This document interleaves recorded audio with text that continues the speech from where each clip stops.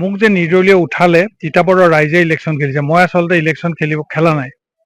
কাৰণ এইবাৰ তিতাবৰৰ জনসাধাৰণে আমাৰ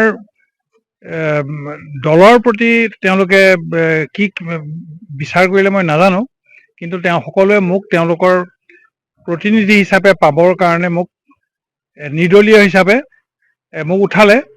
মোক সকলোৱে সঁহাৰি জনাইছে আৰু মোক দেখি পেলাই সঁচা কথা কৈছে নে মিছা কথা কৈছে সেইটোতো মই নাজানো, কিন্তু ভোট দিছো বুলি কৈছে। গতিকে সবেই যদি ভোট দিছে জয়টো হ'ব লাগে। গতিকে আমি 4 তাৰিখলৈ আমি সকলোৱে অধীৰ আগ্ৰহেৰে আমি বাট চাই।